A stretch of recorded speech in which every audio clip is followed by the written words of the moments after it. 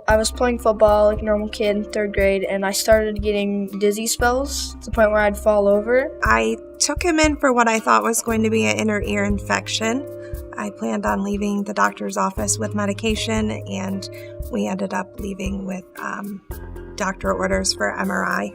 And it revealed that I had Chiari. And the first neurosurgeon we had actually told us that he was asymptomatic, and therefore we would just monitor his progress. And we progressed that way for several years of just getting MRI every 6 months while they monitored for size and growth. And then to our surprise, in 2016, that MRI with that neurosurgeon, he told us that the syrinx had changed and it was time to operate. She wasn't very happy with what the doctor said, so then she started doing her research and she found Dr. Gilmer. It popped up with Michigan Head and Spine Institute, and lots of reviews, lots of information. I think the thing that we loved the most about her was when we went to meet her, we met a team.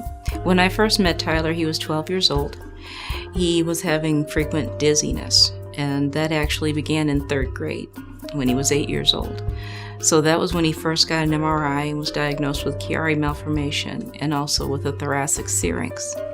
A syrinx is a buildup of fluid within the spinal cord, which can be caused by Chiari Malformation because the buildup of pressure from the blockage above causes fluid to collect within the spinal cord. Along with the dizziness, Tyler had nausea, and this had caused him to have difficulty with eating, difficulty with appetite, and to really be very thin, not gaining weight the way he should. It's important to notice in children, the symptoms of Chiari Malformation may not be typical. The most common symptom is headache, but frequently children do not present with headache or don't complain of headache. They have other symptoms such as dizziness and nausea. I lost almost 15 pounds, which I was already really skinny and underweight for my age. And it was then that she told us that he was never asymptomatic. We were told at the beginning the dizzy spells had nothing to do with Chiari, and she confirmed that they did, and that the syrinx itself was a huge symptom. So we were advised to set up surgery, and Tyler and I went home and we met and discussed the pros and cons of the 2 different neurosurgeons, and we both just fell in love with Dr. Gilmer, and although we had hoped she was closer like the other one, we decided the trip down to her was most beneficial. So Tyler had a Chiari 1 malformation, and if we draw a line between the basion and the opistheon here, or the base of the skull, he had this protrusion of the cerebellar tonsils, or part of the brain, down into the spine. This is his C1 lamina, or part of the first cervical vertebrae, and so his brain extended all the way down to C1.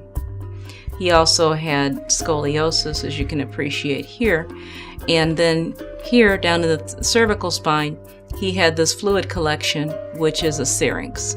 So Tyler underwent a suboccipital craniectomy. He did not have the C1 laminectomy as he had requested, so that was left in place. It can be done. It's a little more technically challenging to do it that way, but it can be done. The back of the skull, part of it has been removed here, and the cerebellar tonsils, or that long part that was hanging down to C1, has been partially resected and shrunk up to get all of his brain inside his skull. And the very nice part of this is that when you remove this blockage here, and there's free flow of fluid between the brain and the spine, the swelling in the brain goes down and the whole brain rises up, as you can see here in the skull. So now there's plenty of space here, and he had this fluid collection that resolved on its own. So this is his thoracic syrinx. On his imaging about a year and a half later, that's completely resolved. Tyler did very, very well after surgery. He was off all pain medicine over about 2 weeks.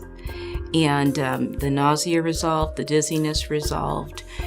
He really was doing very well. And the first thing he wanted to know is when he can get back on the dirt bike. I said, Tyler, really? The dirt bike? You can't play golf? Nope, dirt bike. So I did leave in the C1 lamina because he thought he might want to play contact sports in the future. I've been cleared to try to be a normal kid now. So right now I have a bunch of different therapies and stuff and a personal trainer that I'm working to build all my muscle up, and I ride my dirt bike now.